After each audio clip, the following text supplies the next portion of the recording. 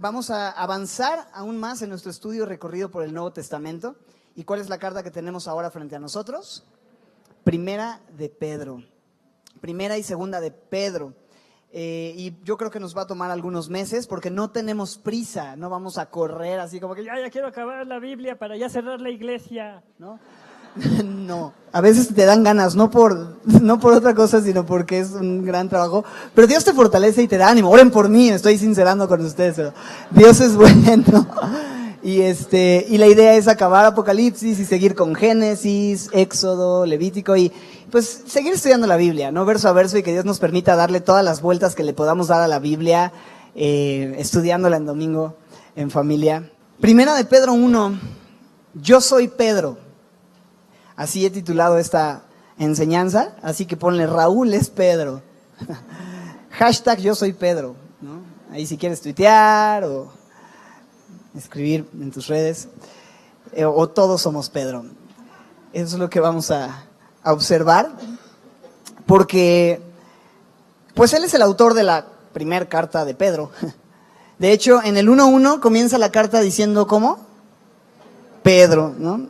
¿Por qué no leemos versos 1 y 2? Realmente no vamos a pasar del verso 2, y después ya oramos para empezar a entender y explicar un poquito el contexto, el autor, los destinatarios y demás. Dice así, Primera de Pedro 1:1 y 2, solo lo que vamos a ver hoy. Pedro, apóstol de Jesucristo, a los expatriados de la dispersión en el Ponto, Galacia, Capadocia, Asia y Bitinia, elegidos según la presciencia de Dios Padre en santificación del Espíritu, para obedecer y ser rociados con la sangre de Jesucristo. Gracia y paz les sean multiplicadas. Y aquí es donde, Señor, te pedimos con todo nuestro corazón que nos permitas escuchar la voz de tu Espíritu Santo esta mañana. Enséñanos, Señor, con tu palabra, cómo es que no somos tan distintos a Pedro, Señor. Y te pedimos que nos des esperanza, una esperanza viva el día de hoy. Que salgamos de aquí descansando en tu gracia. Porque hemos tratado de encontrar descanso en muchos lugares y seguimos así, agotados, cansados. Reconocemos que solo tu gracia nos puede dar el descanso que necesitamos. Gracias, Señor, por estos textos, este libro, y la vida de Pedro, Señor, y todo lo que hemos de meditar hoy. Pedimos esto en el nombre de Jesús. Amén. Como ya hemos dicho en los estudios de las cartas de Pablo, por ejemplo, prácticamente todas las cartas, excepto las que omiten el nombre del autor, comienzan diciéndonos el nombre del autor de la carta. Si bien el autor supremo es el Espíritu Santo, que usó a los hombres de Dios como sus plumas, ¿no? Plumas en sus manos para ellos ser los autores, como la pluma, pero realmente nace del corazón de Dios el mensaje de la Biblia. Es toda la escritura, ¿recuerdas? Es inspirada por Dios, esto habla del aliento divino, es útil para enseñar, redarguir, corregir e instruir en justicia, a fin de que el hombre de Dios sea enteramente preparado, completo, enteramente preparado para toda buena obra. Ahora, la carta comienza con el nombre del autor, inspirado por el Espíritu, quien escribe estas palabras. Y el 1:1, la primera palabra nos dice ¿qué? Pedro, ¿no? Y yo estuve a punto de hacer toda la prédica, pues nada más basado en esa primera palabra, y sí, un poco va a ser así, pero sí vamos a llegar a tocar algunos puntos de los versos 1 y 2, aparte de Pedro y quién era Pedro. Hay un contraste que yo quiero notar entre Pedro y Pablo, y no Pedro Picapiedra y Pablo Mármol, por supuesto. Pablo es el autor de muchas de las cartas, la mayoría de las cartas en el Nuevo Testamento, las cuales ya estudiamos. Y la verdad es que si tú estudias un poco la vida de Pablo, pues era un tipo muy estudiado, era un tipo muy intelectual, era un tipo muy inteligente, que tenía una formación académica pues muy importante, discípulo de Gamaliel, un gran rabino. Conocía el Antiguo Testamento, las Escrituras de una forma tremenda, conecta a Cristo como el Mesías a partir de pasajes del Antiguo Testamento, y tú empiezas a estudiar sus cartas, simplemente Romanos, la obra maestra del Nuevo Testamento, que es un verdadero tratado teológico tremendo, con una elocuencia y una lógica y una forma de bosquejar tan tremenda. Todo lo que Romanos 8 contiene acerca de las verdades del amor de Dios, del Espíritu Santo, capítulos 9 sobre la elección de Dios, el plan de Dios para con Israel en pasado, presente y futuro, etcétera, etcétera. Y luego Efesios, el capítulo 1. ¿Qué me dices del capítulo 1? Cuando habla de cómo Dios nos escogió desde antes de la fundación del mundo y demás. La carta de Gálatas, este tratado supremo acerca de la gracia, etcétera, etcétera. Pablo era un picudo, eso es lo que te quiero decir. Pablo era un tipo demasiado intelectual, demasiado inteligente, que al final, él en Filipenses dice, aún con todo mi conocimiento, todo eso lo tengo por basura para ganar a Cristo. No todo lo que fui, no me importa más, y si algo soy el día de hoy es por la gracia de Dios. Y esta canción que cantábamos, digamos que la compuso el apóstol Pablo, la letra, inspirado por el Espíritu al menos, ¿no? Por la gracia de Dios soy lo que soy. Su gracia no ha sido en vano para conmigo. He trabajado. No solamente era un tipo inteligente, sino que también era un tipo diligente. Trabajaba. Entonces, una persona muy especial. Y por eso las cartas de Pablo, pues las leemos y son tremendas. Pero en la otra esquina tenemos a Pedro, ¿no? Y Pedro es muy diferente a Pablo, ¿no? Es otro tipo de persona. Era un simple pescador, no solo un simple pecador, sino pescador, sin mucha preparación, sin mucha educación.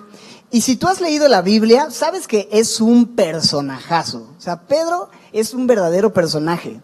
Lo vemos en el primer capítulo de Juan, ahí aparece por primera vez. En Juan 1:40 al 42. No vayas para allá, solo te platico lo que sucede en ese momento. Andrés era su hermano de sangre, y Andrés viene con Pedro y le dice, Pedro, hemos hallado al Mesías, ¿no? Y tú dices, ¿ellos encontraron al Mesías? Realmente el Mesías fue que los encontró a ellos. El Mesías no necesitaba ser encontrado porque no estaba perdido, ¿no? Eran ellos los que estaban perdidos y quienes fueron encontrados. Pero bueno, démosle chance a Andy de pensar así, ¿no? Hermano, hemos encontrado al Mesías, ¿no? Y entonces él quiere llevarlo a Pedro, su hermano. Quiero que conozcas, y qué bello es cuando tu hermano te lleva a conocer la palabra, ¿no? Es aquellos... he escuchado mucha gente que sus hermanos son quienes les han predicado y dicen, él fue mi Andrés y es una bendición que haya compartido eso tan importante. Al principio él creía que había encontrado al Mesías y después juntos nos dimos cuenta que él nos encontró a nosotros.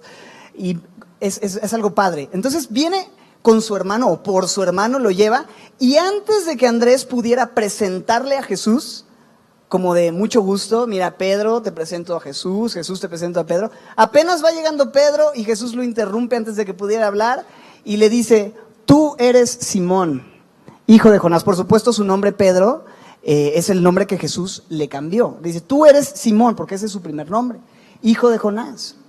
Simón en relación con Simeón en el Antiguo Testamento. Pero le dice, pero ahora te vas a llamar Pedro.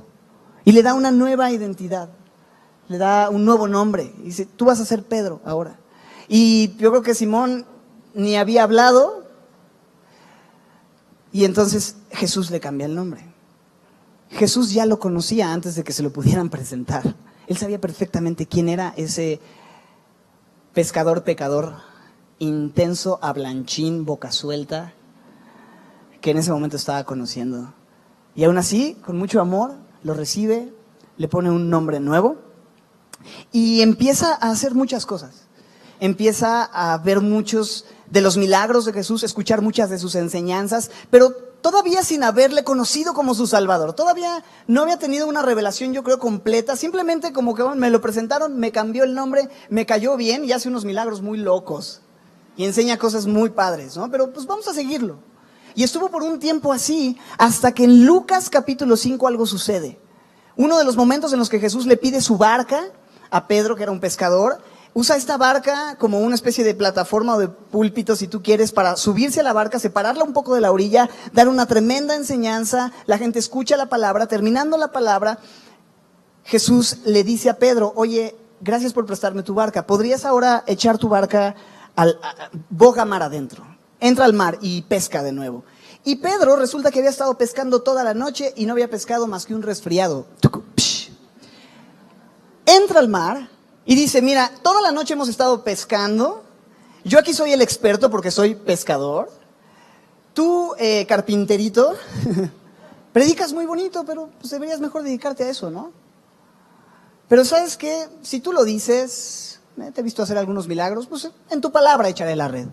Bogan mar adentro, avientan la red y cuando menos se dan cuenta, una gran cantidad de peces, de tal manera que se rompían sus redes y tuvieron que llamar otras barcas para hacer el esfuerzo juntos. Pedro queda sorprendido por el poder de la palabra de Jesús y cómo él le había dado esa gran bendición tan tremenda, toda una noche de trabajo sin fruto, pero por la palabra de Jesús ver tanto fruto que el tipo le cae el 20. Esta persona que me está diciendo que eche la red no es un intento de pescador o un buen carpintero, es el Señor. Es Dios mismo, tiene poder sobre la creación.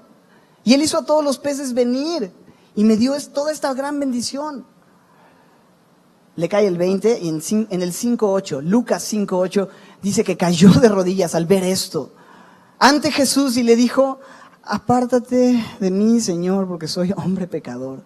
O sea, en ese momento que le cayó el 20 de quién era Jesús, y yo sé que fue Dios quien le quitó la venda de los ojos para ver a Jesús realmente como quien es, a través de ese milagro. Y eso lo lleva a decir, soy un hombre pecador. O sea, cuando tú ves a Jesús, tu concepto de ti mismo tiene que cambiar. Cuando tú te das cuenta realmente de quién es Él, tu idea sobre lo que tú pensabas que eras es radicalmente distinta. Tenemos una idea muy romántica de ver a Jesús y hasta cantamos, yo quiero verte, cantamos. Pero no sabemos a veces lo que es ver a Jesús. O sea, si tú pudieras ver realmente a Jesús, si tú pudieras ver su gloria, si tú pudieras ver quién es Él, tu vida tendría que ser radicalmente distinta.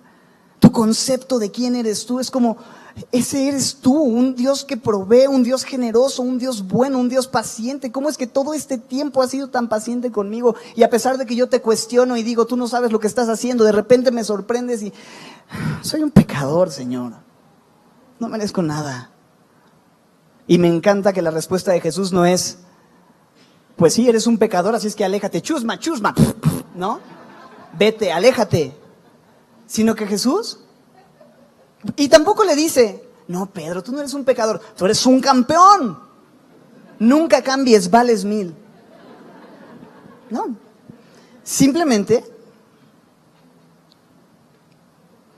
en el verso 10, el Señor le dice, al final del verso 10, no temas, desde ahora serás un pescador de hombres. Yo te voy a dar un nuevo propósito.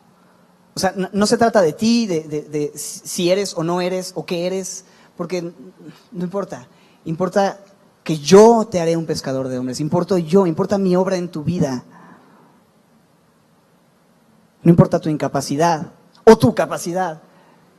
Lo que importa es lo que yo puedo hacer.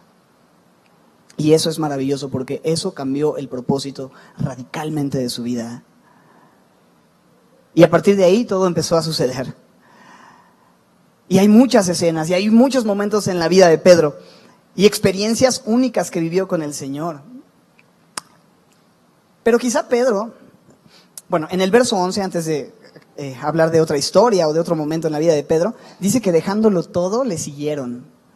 Tuvo por más valioso el llamado de Jesús que toda esa pesca y todos esos recursos y lo que eso implicaba en dinero. Dijo, ¿sabes qué? Quédate con todo el dinero, quédate con todo esto, este beneficio. Yo me quedo con Cristo y voy a seguir a Cristo. Y aún siendo una persona impulsiva, decidió seguir al Señor, dejó todo y vio cosas únicas que jamás se imaginaría que vería. Otra de las escenas, hay muchas escenas, no nos daría tiempo de ver todas las escenas de la vida de Pedro, pero tuvo experiencias únicas. Por ejemplo, es recordado por sus momentos incómodos, ¿no? O sea, era una persona que es como, ay, bro, ¿en serio estás diciendo eso?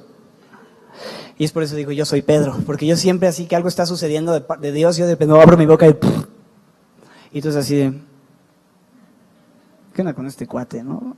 Calladito te ves más cristianito, bro, no produzcas. Pero Pedro hablaba. Y en el monte de la transfiguración, un momento bien especial en los evangelios donde Jesús toma a Hugo, Paco y Luis, a Pedro, Juan y Jacobo, se los lleva a este monte y dice que en este monte Jesús se transfiguró. Esta es la idea de que les mostró su gloria, se dejó ver como realmente es, vieron su resplandor refulgente. ¿Imaginas ver a Jesús en su gloria de repente así como, wow, ¿qué es eso, no?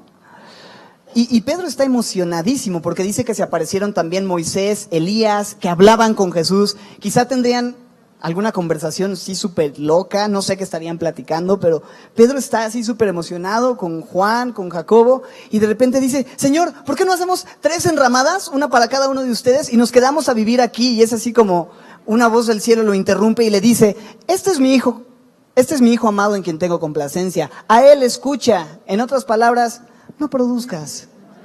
Tú no. Mira, él es mi hijo amado, en él tengo complacencia. O sea, ¿cómo te vas a quedar aquí? ¿Y cómo pones a Jesús al mismo nivel de Elías y de Moisés cuando Jesús es mucho? No sabes lo que estás diciendo, Pedrito. Deja que Jesús hable, ¿no? Y yo creo que Pedro, después de escuchar esa voz, fue como, por eso digo que mejor no. Y los siguientes días, ¿qué dije? Yo soy Pedro. Y cuando Jesús iba a lavar los pies de los discípulos y está lavando los pies y llega con Pedro y dice, Pedro, no, tú no me laves. ¿No? Es como, tengo que lavar tus pies no porque, o sea, bueno, tengo que lavar tus pies por algunas razones, pero esto es lo que Dios me ha mostrado y esto tiene una enseñanza espiritual que tú necesitas aprender. Señor, entonces lávame todo. Tampoco, Pedro. O sea, no soy tu mami, ¿no? O sea, es como, tranquilo. Ok. Impulsivo, imprudente, boca floja, muy parecido a su pastor. Amo a Pedro. Me hallo con Pedro. Pedro rules. Sí, cosas así que dices, bueno, Pedro, ¿qué onda con tu vida? Pero también, con toda esa pasión y con toda esa intensidad, dijo cosas e hizo cosas que ninguno de los demás discípulos dijeron y que son aciertos tremendos. Que fueron así como, wow, eso está chido. Bueno, de entrada, ¿quién caminó sobre el mar? Jesús. ¿Y quién más? Pedro. Digo, dio 2 pasos y se hundió. Pero caminó sobre el mar. ¿Quién más puede decir que caminó sobre el mar, no? Y puso sus ojos en Jesús, de repente se distrajo, puso sus ojos en la tormenta, se puso nervioso y vas para abajo. Y el Señor Jesús no le dijo, hombre de poca fe, ahí a ver quién te ayuda, bro, bendiciones.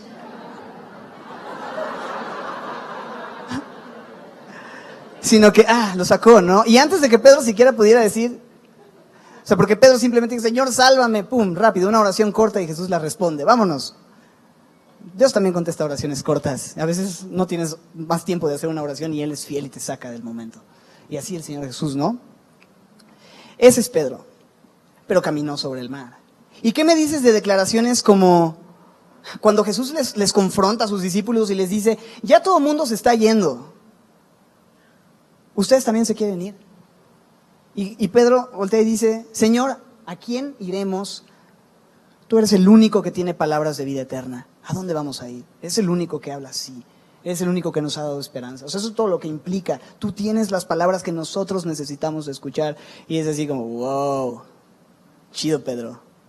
Una de cal. Pero también en Mateo 16, cuando Jesús les pregunta, ¿ustedes quiénes dicen que soy? Y algunos y sus discípulos contestan, bueno, unos dicen que eres Elías, otros que eres el profeta, el que ha de venir. No me están entendiendo. Ustedes, mis discípulos, no la gente alrededor. Ustedes, ¿quién dicen que soy? O sea, después de todo este tiempo y lo que han visto, ¿quién dicen que soy? Y todos así como que callados. Y Pedro dice, tú eres el Cristo, el Hijo del Dios viviente. Tú eres el Mesías que Dios había prometido, el Dios todopoderoso del Antiguo Testamento encarnado. Eso es lo que implicaba el Mesías, el que vendría a salvar al pueblo de sus pecados. Tú eres Dios el Hijo, tú eres Dios con nosotros. Y en el verso 17, me encanta que Jesús le dice, bien Pedro, no te lo reveló carne ni sangre, sino mi Padre que está en los cielos. Otra forma de decir, definitivamente eso no viene de tu cabecita. Dios es quien te lo reveló. Y me encanta eso, porque también Dios es capaz de revelarse a la vida de gente que nomás no damos una. Me encanta la canción de Santiago Benavides, ¿no? Gracias por Pedro, ¿no? Gracias por ser experto en soportar y en utilizar a los que no somos tan buenos y con todo pretendemos hablar de ti a la humanidad. Porque esos ejemplos, estos personajes nos llenan de esperanza.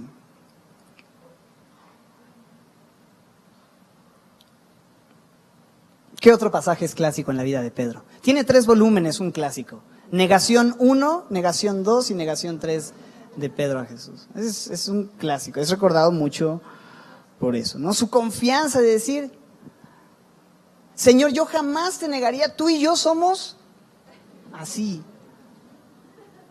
unidos, ¿no? Y Pedro le dice, y Jesús le dice, antes de que cante el gallo me vas a negar. Y Pedro, no, ¿cómo crees? Nada que ver, yo te voy a ser fiel y si es necesario voy contigo a la muerte. Pedro ni se aparece en el momento de la cruz. ¿Y cuántas veces no hemos prometido al Señor? Señor, tú y yo te voy a ser fiel y vas a ver que voy a la iglesia, que voy a estar pegado a ti, que voy a estar en mi devocional.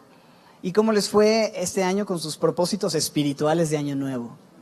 Dices, espero que enero haya sido el mes de prueba gratis, porque nomás no di una, y en febrero pues le he estado echando ganas, pero pues el 14 de febrero nos distrae a todos, ¿no? Es como... Y prometemos cosas, y somos como Pedro, y tenemos buenas intenciones, pero confiamos demasiado en nosotros mismos, y dejamos de estar pegados a Él, dependiendo de Él. Nos creemos fuertes, cuando debemos reconocernos débiles, para que entonces sea su poder el que se perfeccione en nuestra debilidad. Pero si nosotros somos fuertes, según nosotros, ¿dónde va a quedar la fuerza de Dios? ¿No la necesitas? ¿O crees que no la necesitas porque eres fuerte? Y termina negándolo. Y lo niega ni siquiera tomando su nombre en sus labios, sino dice, ese hombre, no conozco al tal hombre, no conozco a esa persona. Pero nunca dice Jesús. ¿Sabes qué? Ese soy yo también. Que muchas veces, aún habiendo visto su amor, sus milagros, su paciencia conmigo, yo tomo decisiones que dicen, no conozco a Jesús, no soy cristiano, no le sigo. Eso es lo que significa un cristiano, alguien que sigue a Jesús. Yo no lo sigo, quién sabe.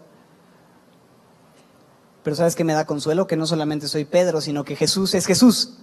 Es decir, ese Jesús no se quedó con los brazos cruzados mientras Pedro le negaba, sino que lo miró con amor y después, resucitado, manda decir, díganle a los discípulos y a Pedro que voy a verlos. Quiero que Pedro sepa que lo amo todavía y que quiero conversar con él. Y después en Juan 21 tiene una conversación con él, en donde en esa conversación le da la oportunidad de confirmar su amor con 3 afirmaciones. Le pregunta 3 veces Jesús a Pedro, ¿me amas? ¿Me amas? ¿Me amas? Y así afirma su triple negación. ¿Y sabes qué es maravilloso? Que Pedro no pudo decirle sí te amo, sino en el griego la idea es, pues sí te quiero, pues sí me caes bien. Señor, tú sabes que te quiero, que mi amor no es suficiente. Pero Jesús le dio la oportunidad de reconocer, ¿te das cuenta? El amor que tú tienes por mí nunca va a ser igual que el que yo tengo por ti, pero ven y sígueme. Con ese amor imperfecto que tienes, con esa fe quizá imperfecta que tienes, así puedes venir. No necesitas amar perfectamente a Dios para seguirle y servirle. No necesitas tener una fe impecable. Puedes tener una fe muy chafa, pero si tú depositas tu fe en el lugar correcto, eso es Jesús y lo que Él ha hecho por ti, entonces tu fe está en un lugar seguro y estás en un lugar seguro por siempre. Él te va a sostener, Él te va a levantar, Él te va a mantener. No depende de ti, de tu amor, depende de Él y de su gracia. Y puedes saber eso. Por eso esta iglesia está llena de gente imperfecta, de pecadores. Porque todos somos Pedro. Porque nuestro amor, el amor de Dios, no depende de que nosotros hayamos amado a Dios, sino de que Él nos amó a nosotros primero. Él toma la iniciativa siempre. Así es que yo soy Pedro. Y Él es fiel. Todo esto es para decirte, en resumen, Pedro era una persona que la guacareaba todo el tiempo. Perdón por el griego. O sea, y luego la embarraba más. Perdón, pero era un tipo que metía la pata todo el tiempo, era un tipo que igual que nosotros. Y es muy loco porque dirías, bueno, una persona así, escribiendo un libro de la Biblia, seguramente su carta pues va a ser muy distinta a los grandes escritos profundos y teológicos, tratados tan impresionantes del apóstol Pablo como Romanos, Efesios, Gálatas, Filipenses, ¿no? Seguramente la carta de Pedro pues va a estar bonita, digo, está en la Biblia, va a tener, pues, se va a leer apasionada, se va a leer, pero no creo que sea algo profundo, no creo que tenga mucha riqueza doctrinal. Si tú has leído las cartas de Pedro, si hay cartas profundas en el Nuevo Testamento son las 2 cartas de Pedro. Tiene una cantidad de verdades espirituales, hablando de elección, de la salvación, de la presencia de Dios, de la gracia, de la verdadera gracia, de los atributos divinos. El pastor Heriberto hace una lista de los temas que él observa y es una lista que pues tú puedes añadirle muchas otras cosas porque tiene muchos temas muy profundos. Una esperanza viva, una herencia segura, una salvación gozosa, una fe genuina, un gozo inefable y glorioso, una revelación personal, un temor reverente, un pueblo escogido, una nación santa, una autoridad instituida, una conducta santificada, un solo sentir en Cristo, una gracia verdadera, una gracia verdadera. O sea, más para que te des una idea de los temas y la profundidad de la carta. Y dices, ¿cómo puede ser que un pescador iletrado, impulsivo, así, pueda escribir una carta tan bella como esto? ¿Sabes qué me encanta? Que en Hechos 4:13 dice que a ellos les reconocían que habían estado con Jesús. Sí, que eran del vulgo y sin letras. La gente sabía que eran del vulgo y sin letras, pero que habían estado con Jesús. Les reconocían también que habían estado con el Señor. Había algo en su vida, en su forma de conducirse, en su forma de hablar. No sabemos qué era, pero la gente decía, estos son discípulos de Jesús, han estado con Jesús. Y no hay un reconocimiento más grande para un hijo de Dios que te reconozcan, tú has estado con Jesús. Te veo, ¿me recuerdas a alguien? ¿A quién me recuerdas? Claro, Jesús. Sí, claro. Tú eres discípulo de Jesús, ¿verdad? Tú eres seguidor de Jesús. Pero cuando nos ven, a veces más bien dicen, tú eres discípulo de... ¿Cómo se llama esta que sale en el 7? No sé, ¿Chapoy? No. Es como, porque lo único que veo es que haces lo mismo que... Le reconocía que había estado con Jesús. No porque fuera perfecto, porque vemos que era imperfecto, pero había algo en él que se le impregnó en el tiempo que estuvo con Jesús. Y ¿sabes qué? Eso fue lo que le dio la revelación para poder escribir. Fue su tiempo con Jesús. No fue el instituto bíblico, el seminario teológico, su gran conocimiento, su gran entendimiento. Fue simplemente estar con Jesús. Eso me hace pensar, ¿qué es lo que te va a revelar las verdades del reino de Dios de una forma profunda y darte entendimiento de la Biblia y de la palabra? Pasar tiempo con el Señor. No nada más acercarte a la Biblia para leer como así, como una rutina repetitiva y de leer y memorizar y todo sin relacionarte. La Biblia no fue escrita para que te memorices los versículos y sepas qué hacer en caso de emergencia. La Biblia fue escrita para que conozcas a Jesús, para que te relaciones con Dios a través de la Escritura. Él te habla, Él te muestra quién es, Él te transforma y puedes tener una vida plena y completa y satisfecha en Él. Eso es por lo que Dios escribió la palabra. Y en la medida en la que tú pases tiempo con Jesús, vas a entender las verdades profundas de la Biblia y la voluntad de Dios. ¿Por qué no entiendo la Biblia? ¿Por qué no entiendo la voluntad de Dios? ¿Por qué no sé cómo reaccionar? ¿Por qué no sé qué decir? Pues porque no has estado con Jesús. Eso es todo lo que necesitas. Sí, eres un bocón, eres inculto, Yo sé que hay gente muy, muy educada y muy culta y muy entendida y muy estudiada en este lugar también, ¿no? Pero la mayoría somos llamados el Billy menospreciado. Eso es lo que Dios escogió para avergonzar. No son muchos poderosos ni nobles, decía el apóstol Pablo. Lo necio escogió Dios. ¿Qué necesito para entender la palabra, para entender la voluntad de Dios? Estar con Jesús. Entonces, Pedro, incapaz, bocón, sin educación, fue usado. Y me da esperanza, porque me hace pensar que Dios también puede hacer una obra a través de una persona como yo. Bueno, eso todo es por la palabra Pedro en el 1:1. Y luego dice, apóstol de Jesucristo. ¿Quién era Pedro? Un apóstol de Jesucristo, enviado y escogido por Jesucristo para expandir su mensaje, para llevar esperanza a toda la gente que no tiene esperanza, para llevar el mensaje de salvación a todos aquellos que están perdidos, usado como columna de la iglesia para escribir también estos libros tan importantes en el Nuevo Testamento, quizá dictar el Evangelio de Marcos. El Evangelio de Juan Marcos fue quizá dictado por Pedro, estas 2 cartas. Tenemos mucha riqueza en los escritos de Pedro y Dios lo usó. Ahora, él era un apóstol con A mayúscula en cierto sentido, porque el día de hoy pues hay mucha gente que tú sabes se hace llamar los apóstoles del reino, cuando en realidad los apóstoles en el sentido bíblico no existen más el día de hoy, porque Jesús instituyó a sus discípulos como los apóstoles, las columnas, y a Pablo también tuvo un lugar como apóstol. Lo que hoy entendemos como un apóstol, porque la Biblia dice, bueno, que hay pastores, hay maestros, hay evangelistas, y también hay apóstoles o profetas, apóstoles. ¿Qué es un apóstol? Un apóstol es simplemente uno que es enviado. Eso significa apóstol, uno que es enviado. ¿Quién envió a Pedro? El Señor Jesús. Le dio una comisión, le dijo, ven en pos de mí, yo te voy a hacer pescador de hombres, le envió a todo el mundo, también la gran comisión a los discípulos.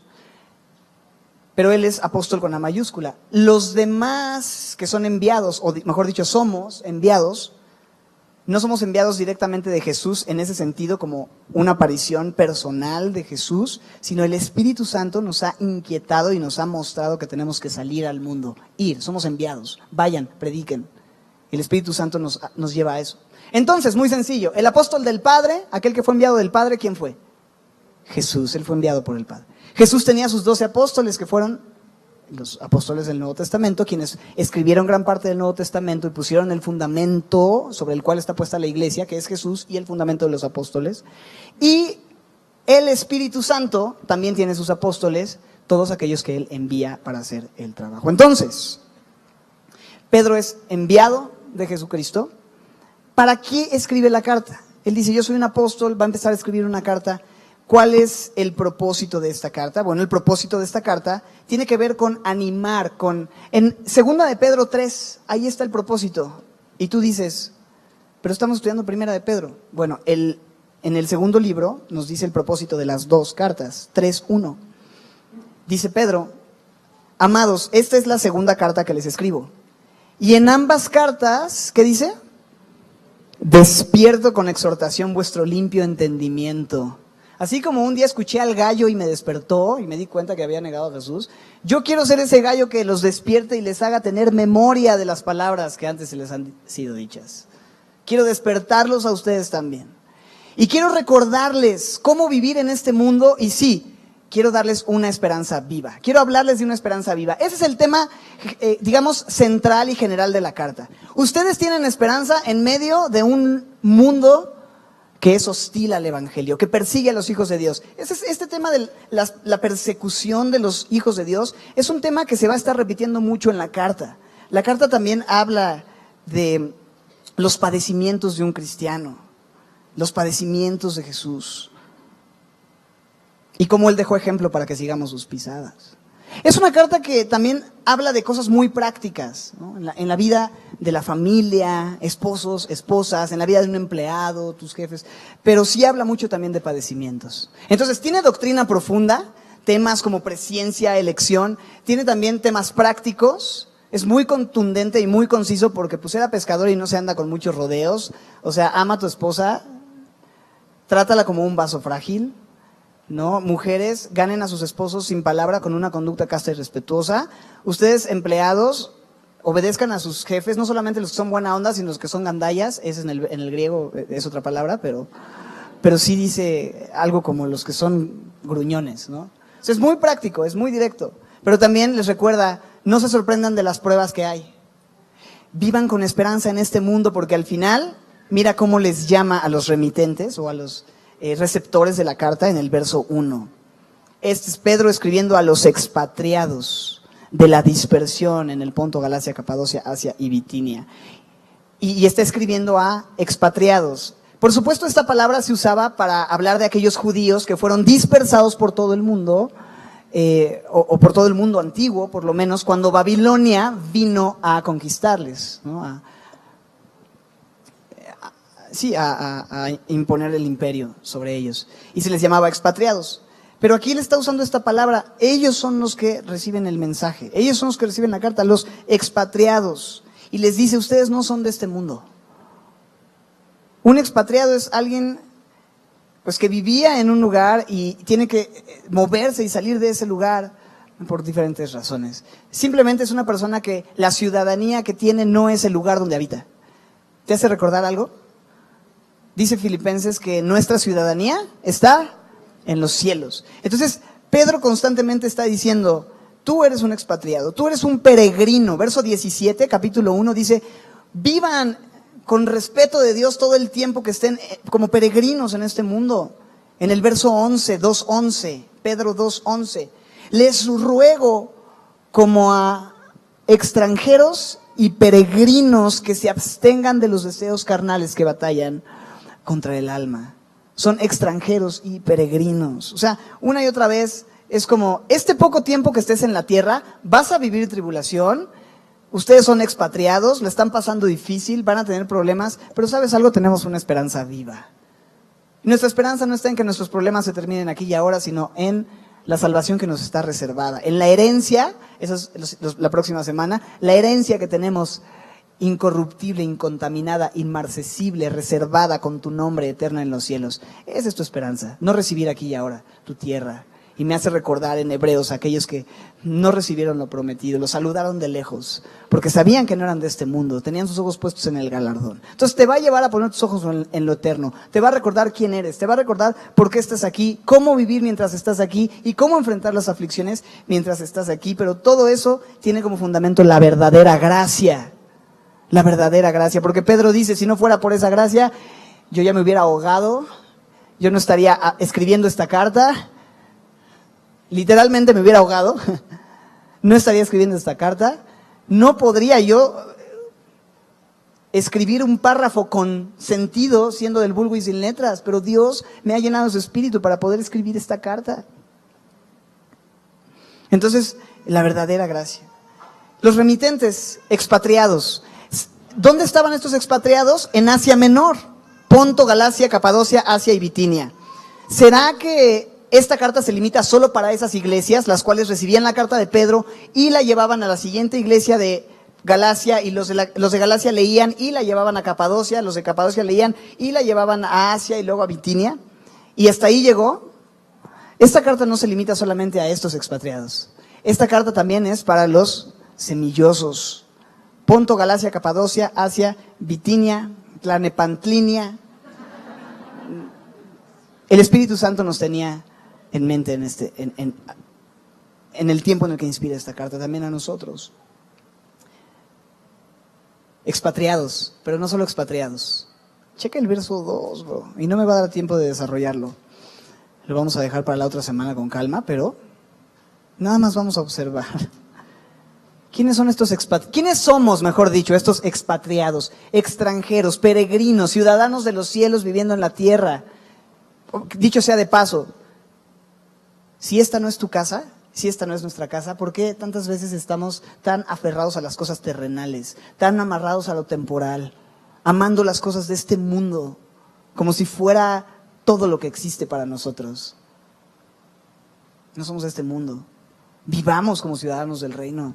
No estoy diciendo que, entonces, no te preocupes, regala tu casa y tu carro y todo. Bueno, si Dios pone en tu corazón servir a alguien y con el propósito de expandir su reino, ser ultra generoso, claro, hazlo para el reino de Dios, para la obra de Dios y para que Dios sea glorificado, sin duda alguna. Pero mi punto es, el problema no está en tener recursos, sino en amar demasiado el dinero. Tú sabes, raíz de todos los males, ¿es el dinero? No, es el amor al dinero. Y cuando tú estás no solamente amando el dinero, sino amando demasiado tus sueños en este mundo, el éxito temporal, el adquirir en el aquí y en el ahora. Realmente yo me pondría a preguntar, yo me pondría a pensar o te preguntaría, ¿tienes una esperanza eterna? ¿Eres de este mundo? ¿Te sientes cómodo en este mundo? ¿O gimes así como de, ya no aguanto estar aquí? O sea, es difícil estar aquí. Estoy agradecido por la vida, por mi familia. No es que me queje de la vida y no tenga gratitud, porque todo lo que no sea el infierno es una bendición. Pero en general, mi sentir y mi corazón es que este mundo no es mi lugar. Y cómo quisiera que el Señor me llevara y me llamara a casa finalmente, porque ahí es donde ya no va a haber más lágrimas, más dolor, más clamor, y no voy a estar batallando con este cochino cuerpo de muerte, con estos 40 kilitos de inmundicia, 45, y le estoy echando ganas. Pero ¿cuánto batallo con esto? No soy de aquí, estoy cansado, ya no quiero esto. Y no que tienes una actitud pesimista. ¿Sí me explico? Simplemente es como que tu sentir en general es como, no estoy tan apegado a las cosas temporales. Por lo tanto, si me roban, si me quitan, si me despojan, si me humillan, es como, bro, llévate lo que quieras. O sea, al final no soy de este mundo. No pasa nada. Y no con resignación de que, pues ya ni modo. Pues no soy de este mundo, ya le voy a regalar a todos mis cosas. No. Pues gracias, Dios, por tu provisión, gracias por tu bendición, Señor. No soy de este mundo, pero mi ciudadanía está en los cielos, mi esperanza está en ti, tú eres mi galardón. Es más, llegando al cielo no estoy esperando tener una mega mansión celestial, ¿no? Lo que estoy esperando es verte cara a cara, estar contigo y hallar mi descanso en ti. Que no haya más dolor, no haya más esta frustración, esta debilidad. Solo te quiero a ti, Señor. Esos extranjeros. Y elegidos, verso 2. Elegidos. Si tú y yo tenemos una esperanza viva, es porque Él nos ha elegido. Si tú el día de hoy tienes vida espiritual, si tú el día de hoy estás en este lugar, no es porque tú hayas escogido a Dios, sino porque Él te eligió a ti. ¿Y sabes qué es tremendamente glorioso de la elección de Dios? Que la elección de Dios es no según a mi capacidad. No es como que Dios me escogió porque le convenía tener un miembro como yo en el equipo. Yo soy el delantero estrella. ¿Sabes qué? No convenías. De hecho, más ayuda el que no estorba, y tú estorbas bastante. Entonces, no pienses de ti en esa manera. No le conveníamos al Señor. No fuimos elegidos según nuestro talento, según nuestra capacidad, según nuestra inteligencia. Dice el verso 2, y esta es la idea con la que vamos a terminar para la próxima semana, profundizar un poco mejor en estas ideas que se empiezan a poner así ya muy intensas. Elegidos según, ¿qué dice? La presencia de Dios Padre en santificación del Espíritu para obedecer y ser rociados con la sangre de Jesucristo. Gracia y paz les sean multiplicadas. Se piensa en esto. Fuimos elegidos según la presciencia. ¿Qué es presciencia? Presciencia es antes, ciencia, conocimiento. Dios tenía conocimiento desde antes. Como decía un amigo, desde antes ya Dios te conocía. Presciencia es que Dios te conoce desde antes. Omnisciencia es conocimiento absoluto. Presciencia, conocimiento anticipado. Omnisciencia, conocimiento absoluto. Dios ya conocía absolutamente todo de ti desde antes. ¿Y cuándo es ese antes? ¿A dónde podemos remontar ese antes? Antes de la creación de todas las cosas. Él ya sabía qué tipo de persona ibas a ser. Y yo creo que Pedro tiene en mente, sí, cuando llegué con Jesús, antes de que yo me presentara, Él me dijo, tú eres Simón y vas a ser Pedro. Es como, ok, Dios ya me conocía. Y escribe la carta y parte de ahí. Dios sabe la clase de persona que soy. Y aún así me eligió. Mucha gente dice que esto de la presciencia es que Dios en su anticipado conocimiento sabía a quiénes le iban a escoger. ¿Quiénes iban a decir, yo quiero ser cristiano? Como Dios ya sabía que tú ibas a decidir, entonces por eso Él te escogió. No tiene sentido. La Biblia dice que nosotros no somos quienes escogemos a Dios, que estamos muertos espiritualmente y que un muerto espiritualmente no tiene la capacidad de escuchar la voz de Dios, de ver el plan de Dios, no tiene la capacidad de decidir. Estás muerto en tus delitos y pecados y es Dios, que es rico en misericordia, quien con su gran amor con que nos amó, por gracia somos salvos y nos dio vida juntamente con Cristo. Y Él nos reveló su plan y su salvación. Nosotros no hicimos nada. Lo único que pusimos nosotros en el plan de salvación fueron los pecados ahí en la cruz. Él se encargó de pagarlo. Él se encargó de escogernos. Y el Cordero fue inmolado, dice en Apocalipsis, desde antes de la fundación del mundo. Dios ya tenía planeado dar a su Hijo para salvarnos. No se le salió el plan de control en Génesis 3. Dios ya sabía lo que iba a suceder en su presencia y planeó todo perfectamente para mostrar su gran amor para con nosotros. Somos llamados por Él. Pero los llamados somos los ya amados desde antes de la fundación del mundo. Entonces, elegidos según la presencia de Dios. ¿Cuánta gratitud puede producir esto en tu vida y en la mía el día de hoy? Tú no tenías idea que ibas a estar aquí hace un año, hace 5 años, hace 10 años, hace 20 años, quizá hace una semana, quizá el día de ayer. Tú no sabías que ibas a estar aquí, pero Dios ya sabía que ibas a estar aquí. Y Dios ya sabía lo que te iba a pasar esta semana. Y aquella tragedia, aquella pérdida, aquel problema, aquellas dudas, aquella situación que has enfrentado en este tiempo, no es ajeno al conocimiento anticipado de Dios. Y su gracia está disponible para ti en este tiempo, desde antes de la fundación del mundo. Él ya te está escogiendo, Él ya te estaba amando, Él ya te estaba ayudando. A Dios no se le ha salido nada de control. Él te ama desde antes de la fundación del mundo, a pesar de cómo eres, a pesar de cómo hablas, a pesar de cómo vives. Eres elegido según la presencia de Dios, para santificarte en el Espíritu.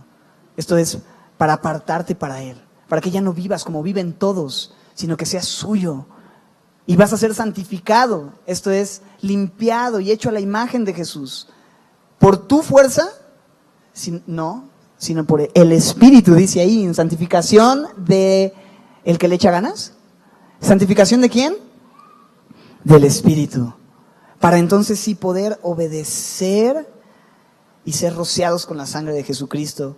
Esto es, que puedas ser salvado y que puedas ser limpiado por la sangre de Cristo. Obedecer al mensaje del Evangelio, que es creer. Pero Él es quien pone en ti la fe para creer. Desde antes de la fundación del mundo Él ya te había escogido. Entonces sí, Pedro puede concluir en verso 2 diciendo, gracia y paz te sean multiplicadas. Y yo creo que cada vez que Pedro, porque esta era una salutación común en el mundo antiguo, en el mundo griego. Gracia y paz. Y él cada vez que saludaba, pensaba, sí, gracia. Y si yo he recibido gracia. Él me eligió y me conocía y me ha usado. Y eso me ha dado una paz increíble. ¿Te imaginas la ansiedad que él sintió cuando supo que había negado al Señor? Y esos días tan difíciles, la noche que pasó y todo ese tiempo. Pero de repente viene Jesús y le dice, aquí sigo, aquí voy a estar. Y entendió la gracia de Dios no depende de que yo lo haya negado, sino de su fidelidad. Y eso le ha dado una paz. Eso hizo una obra en su vida. Y es lo mismo que puede hacer la obra en tu vida, la gracia de Dios y la paz. Recuerda, no puedes tener la paz que tanto estás buscando si no has recibido primeramente la gracia que solamente Dios otorga. Así que, todos somos Pedro. Yo más. Me identifico mucho, pero al final qué bueno es que tú y yo podamos identificarnos. Que tú y yo podamos identificarnos no solamente con su incapacidad, sino también con la transformación que Él vivió y cómo Dios puede usar lo vil y lo menospreciado. Pero recuerda también esto, es muy importante. No puedes tener una esperanza viva si primero no tienes una desesperanza en ti mismo. Pedro tuvo una desesperanza y dijo, yo soy un hombre pecador. Y fue ahí donde Jesús le dijo, no temas, yo te haré. Te estoy dando esperanza de que yo voy a hacer algo en tu vida a pesar de que tú eres un pecador. Te dio una esperanza viva, pero primero tienes que reconocer tu desesperanza en ti mismo. Padre, gracias por Pedro. Diría Santiago Benavides, gracias Señor. Porque nos enseñas cómo tú eres experto en soportar a gente así como Pedro. No somos tan buenos como a veces pensamos. Permítenos hoy reconocer eso, nuestra debilidad, nuestra condición, nuestra necesidad de gracia, nuestra necesidad de ti. Permítenos hoy desesperanzarnos de nosotros mismos para recibir de ti la esperanza viva, recibir de ti la promesa de restauración, recibir de ti la capacidad de ser usados para hablar a otros de tus verdades con denuedo, para ser usados para compartir tu palabra a pesar de nuestras limitantes, Señor, que son muchas. Gracias por el regalo que nos das, Señor, de ser parte de tu familia. Siempre oramos esto, Señor, y no me canso de repetirlo. Gracias por escogerme de entre miles de millones, por fijar tu mirada en mí, por llamarme a la comunión contigo, porque aún sabiendo cómo iba a ser, aún sabiendo los pecados que iba a cometer, aún sabiendo que no tenía la capacidad de relacionarme contigo de una forma estable, porque soy tan inestable, aún así me amaste. Y aún siendo cristiano, sabiendo que yo iba a fallar una y otra vez, tú me amaste, Señor. Te doy gracias, Padre, por tu palabra. Y hoy celebramos esa gracia verdadera en la cual estamos. Te damos gracias, Señor, en esta tarde, en el nombre de Cristo Jesús.